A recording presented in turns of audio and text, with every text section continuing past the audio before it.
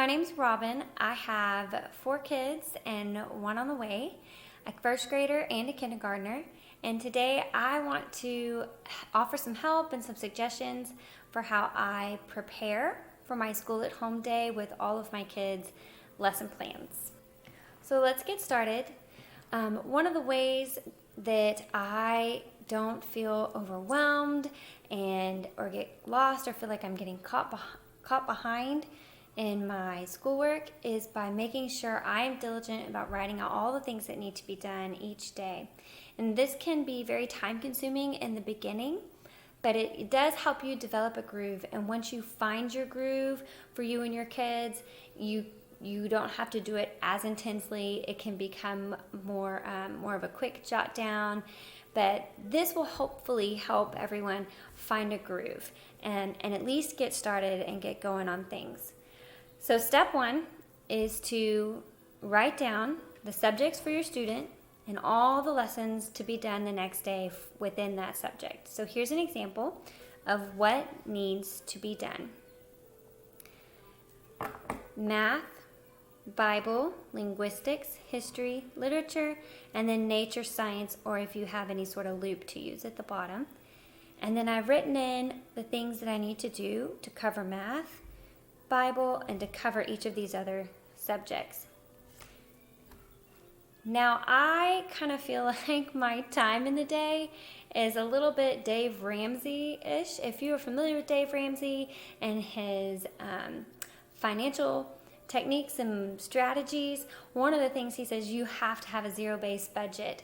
And that is how I approach my school day and my time. So a zero-based financial budget means you assign every dollar so that none of your money runs away from you without you being aware of it. Same concept. I take my school day and I assign my times of when I'm going to do school so that none of my school list runs away from me and I end up having to push things into another day. So here's an example. I take what needs to be done and I move it into when to get those things done. And this is what it looks like. You can see here, I don't write times down. I write general times down. So because we don't have a set schedule, but we do have a rhythm and a routine in our day, and that helps our little guys, and it also helps me so that I don't feel like I rigidly need to do something at a specific hour and minute of the day.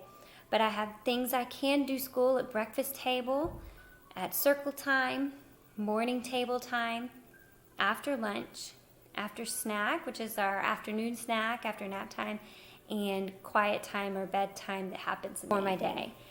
I don't ever show this to my kids. It's not used for my students. It's just for me as mom to help my day run smoother, and then I enjoy it because I know I'm not constantly running to catch up. There's a specific time to do history, a specific time to get cursive done. And I also don't ask my kids to sit down at the table and do everything at one time. Like I said, they're first grade and kindergarten. Their little bodies need to move. They need to still interact and play during the day.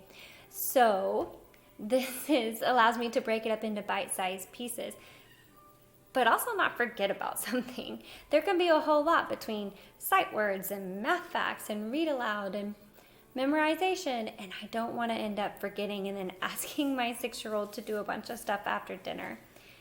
Now, some other things to consider are if you have multiple students, will you have them working on the same subject? And these are all different things to think about, but will you have them working on the same subject at different levels? For example, we're all doing math, but we're doing first grade math and kindergarten math. Or will you need to assign them different subjects at that time so that you can have one-on-one as needed with each student? What that might look like is I'm going to do math right now with my kindergartner because I know he's going to need a lot more oversight and one-on-one, and I'm going to assign cursive and handwriting to my first grader because I believe that she can accomplish that. And that's also knowing your students, knowing their strengths and weaknesses.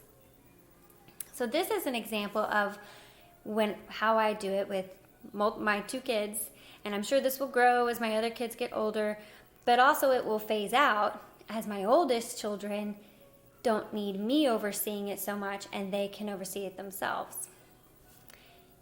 So I have student 1 in green and student 2 in pink.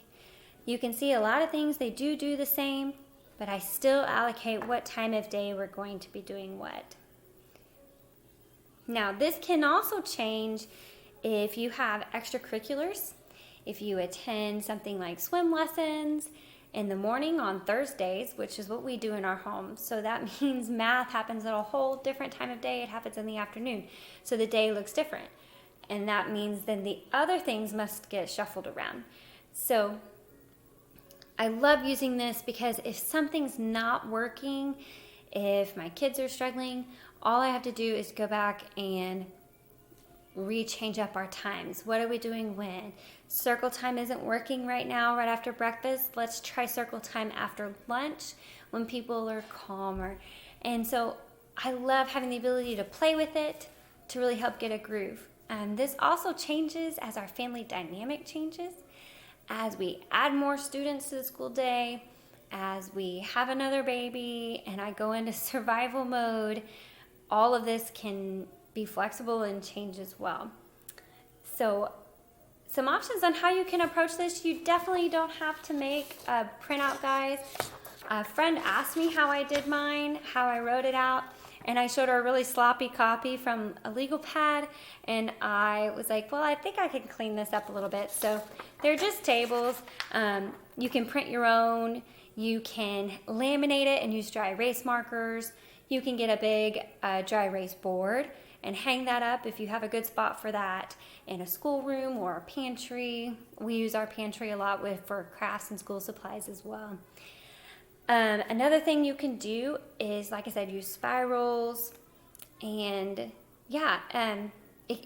whatever you have, but I definitely recommend writing it down and then allocating your school list to specific times of the day.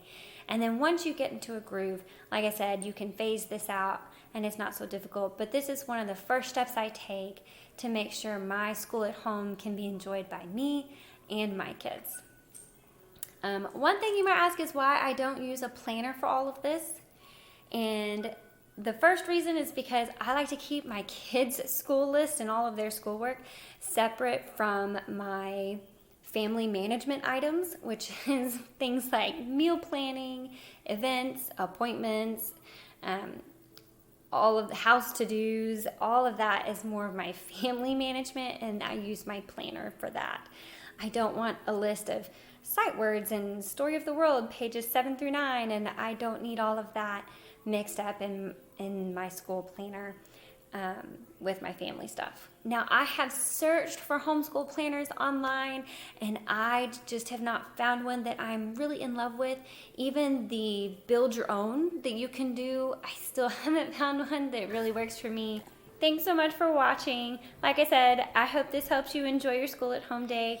Maybe there's something you can take it and try it. And if you don't like it, if there's nothing that works for you, then toss it and we'll try again next time. Thanks so much. Have a great day.